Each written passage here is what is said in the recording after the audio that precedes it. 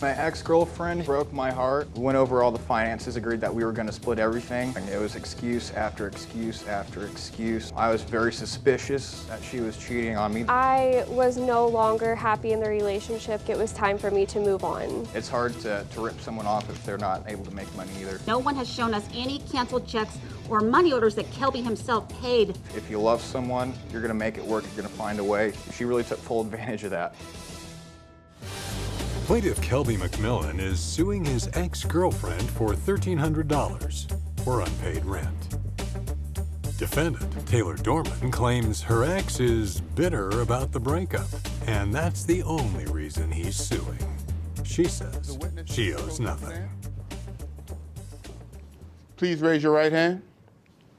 Do you swear the testimony you're about to give is the truth, the whole truth, and nothing but the truth? I do. I do. I do. Thank you. You can have a seat, ma'am. Thank you. The Honorable Judge Jerry Springer now presiding. Good morning, Your Honor. Morning, Najee. This is case number 074 on the docket, McMillen versus Dorman. Thank you. You're welcome, Judge. Let's see what we have here. We have the plaintiff, Kelby McMillen, and you are here because you are suing your ex-girlfriend, Taylor Dorman. Hi, Taylor. And he is suing you for $1,300 for what he calls unpaid rent. Okay, Kelby, why don't you start? What is your case? Thank you, Your Honor. So I am suing my ex-girlfriend who broke my heart for $1,300 of unpaid rent.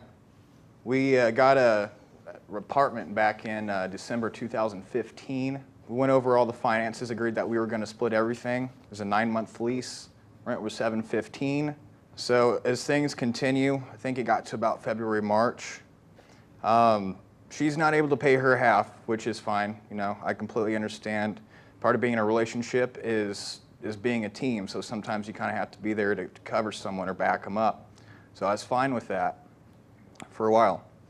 So we get into next month, and there's another excuse. Oh, hey, mom needs money. So I'm like, okay, I'll give you another month. Just do what you need to do to get yourself back in a stable position. And then it just kept going. It was excuse after excuse after excuse, which put a further strain on the relationship. It was already toxic. I was very suspicious that she was cheating on me. There was a lot of red flags. You know, they're looking over here like this, like, you know, going out of your way to make sure I can't see what's on your phone. You know, you're just wanting me to ask, you know, like, what's on the other side of your phone? Why are you trying so hard to keep this from me? Did she say, I don't want you to see it, or? Well, I mean, in the way I asked her, too, it's like, what's going on? You know, why are you acting that way with your phone? It's like, oh, nothing. I mean, I'm just texting a friend or this and that. And I was not cheating. I never cheated on him. We had gotten into, you know, maybe we should call it quits. I'm always a firm believer that, hey, if you love someone, you're going to make it work. You're going to find a way. You're putting everything out there for them. And I think she really took full advantage of that. And then, guess what? I need to go on an expensive date or, you know, a vacation. I took her to Portland for a week. I paid for pretty much that whole trip. And literally, I would save up and eat nothing but ramen noodles. I think I did that for about 3 months that time period. Oh. So I could save and have money to go do these things. Did you put on some weight? No, if anything, I might have lost a little weight. I mean, one pack a day, that's a little bit of a deficit there. Okay, so you're saying she still wasn't paying her half of the rent? No, Your Honor. There was always some kind of excuse, and she started working less and less. All right, let me hear from Taylor. What about that? What about you owing half of the rent? Thank you, Your Honor. I do not owe Kelby anything. We decided to get an apartment, and things were going well. And at the end of our relationship, he became very bitter about me ending things with him, and I believe that's why he's suing me for this money. Why did you end things with him? I was no longer happy in the relationship, and I felt like it was time for me to move on. So a question I have for you is, you're suing for $1,300 for unpaid rent. If the rent was $715 per month, how does it wind up that she owes $1,300? In other words, if it's Thank you, Your Honor. $715 a month, her half would have been about $357 or something. There was a ton of fees that were included with that, as where a lot of that built up. And Yeah. so I spoke with the rental, the management place, and they're like, okay, we can waive some of this for you. And so it went down to about $2,600. The total I have here, I believe this is... All I need to know is that the settlement you worked out with the landlord when you finally moved out after the 9-month lease, the landlord was still owed $2,600. That's what you negotiated it down to. And of that Yes, Your Honor. the $2,600 settlement, half of it would be $1,300, and that's why you are suing Taylor for $1,300. Okay, Taylor, he's saying he wants you to pay 1/2 of the rent on that lease. When you two decided to get that apartment for a 9-month lease, isn't it fair for him to say, look, we went into this together. If I knew I had to pay the whole amount, I wouldn't have gotten this apartment. I can't afford $715 a month. The way that he went into it, I'm assuming that's his point of view, and I'm going to give you a chance to answer, of course. But if he goes into it with the notion that it's $715 a month, but we're going into it together, we're going to have this new apartment, and you're going to pay half of it, I can afford it. So obviously he's wondering, for whatever reason you broke up, and I'm not saying, you know, you don't love him or don't want to be with him, that's your choice, of course. But regardless of what your relationship with him is, in terms of the apartment, that was a deal you both made, and if you're walking away from it, then all of a sudden he's stuck paying the whole rent, $715 a month, which he can't afford. We were still together when our lease ended. We did agree to pay half of the rent. So I paid half of the rent each month, and there was one month that I could not cover my half of the rent, so I asked him for help. And somehow the late fees kept adding up. Oh, so you're saying there was only 1 month out of the 9 that you didn't pay? Yes, Your Honor, and I would like to bring my mom up as a witness. Okay. Welcome, Mom. Your name is Kendra? Kendra, yes. So what can you add to this story? I'm very happy to give you some information, Judge Jerry. So when Kelby and Taylor did decide to part ways because it was not going well and they were in a studio apartment, Kelby's dad came up to help Kelby move into my house with my boyfriend. Kelby's dad and I worked out that Kelby's dad, which is what we had thought all along, would pay out the lease and Kelby could stay with me. I fed Kelby. He did not pay rent at my house. I took him to work to meet the bus every day. I picked him up from the bus every day. I took care of Kelby on this end for his job. His dad told us he was paying out the lease, and that is where we thought everything had ended. So you thought that Kelby's dad would pay the rest of the lease? Not thought. Kelby's dad and I actually made an arrangement where Kelby could stay with me to finish working and making some money, and his dad would pay the rent. Kelby did not pay me rent when he was living with me. That was the deal. I would take care of Kelby. Right. But his dad, just so I understand, Kelby's dad, it was your understanding, would pay the rent, would pay the rest of the lease that they had at the other place. Is that right? Correct, yes. If I took care of Kelby, yes. Let me ask Kelby then.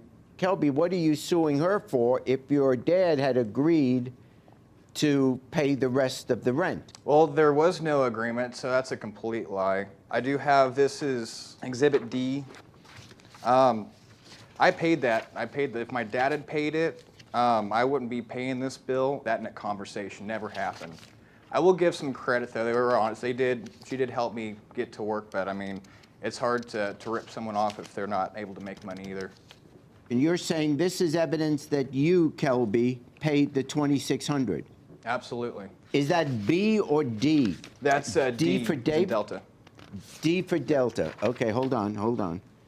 Upon moving out of the apartment, Kelby McMillen had a balance of $2,900. Kelby McMillen contacted us and agreed to settle on $2,600. 3 payments were received by Mr. McMillen to satisfy the debt. So, Mom, Kelby paid the $2,600. So 1/2 of that is Taylor's responsibility. I'm not talking yet about when they moved to your place. I understand that Taylor was paying $200 a month to help out while they were there. And clearly, one half of that should be paid by Kelby. I'll get to that. But in terms of the original apartment that they both signed a or both agreed to have a lease on, one half of the rent that Kelby paid should be paid by Taylor. That was their original agreement, having nothing to do with Kelby's dad. Here is Correct, Judge evidence Jerry.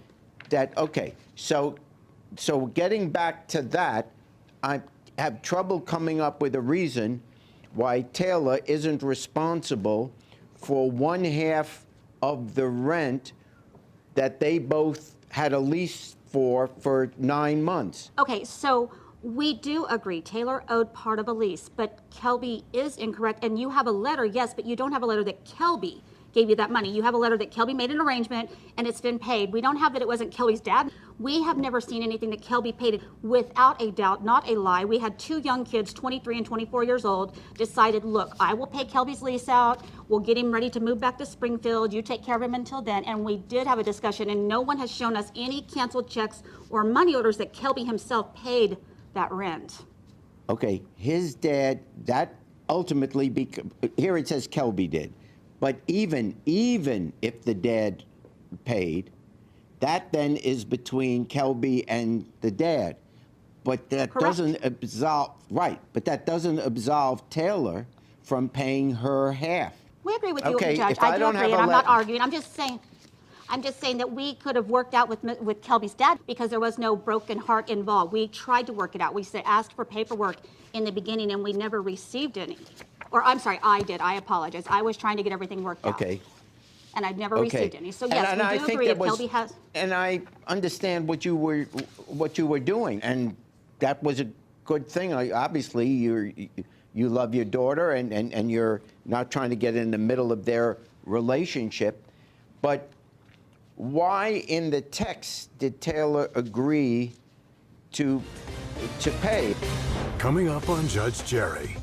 I think he owes you some money for when he was staying at your place. Your Honor, I did agree to pay my half, but I changed my mind.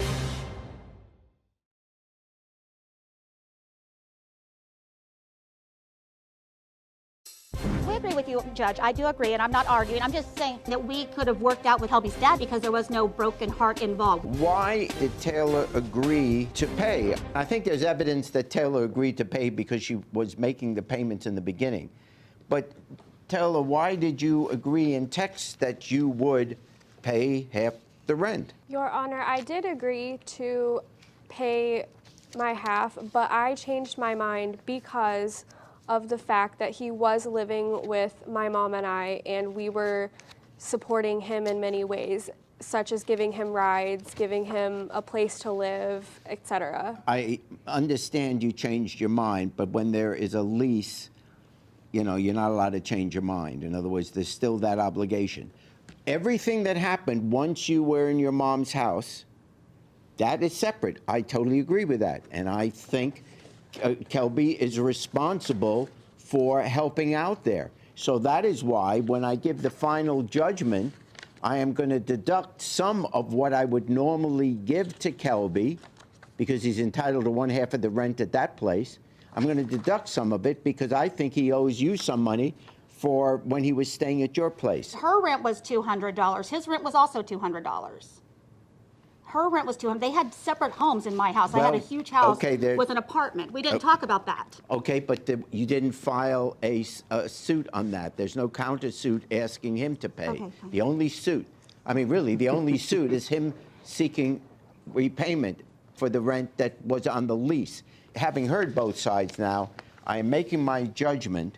I find in favor of the plaintiff, not for $1,300, but instead for $1,000, which represents your half of the rent. Deducted from that is the rent that he owes you for being at your place. So I find for the plaintiff in the sum of Wait, $1,000. wait, wait, Judge. Thank you. I am disappointed about the verdict. I understand that Judge Jerry was being as fair as possible. I thought the verdict was really great. I didn't get the full amount. There's a few more things I like to add, but I'm very satisfied with the outcome of the case, and hopefully she won't do that to anyone ever again. Judge Jerry did make the best decision on the documents that he did have before him, and we appreciate it. Been lied to, cheated on, used? Absolutely not. I'm doing well now and I'm moving on. Hey YouTube, thanks for watching. For more Judge Jerry, click here. For more Jerry Springer, click here.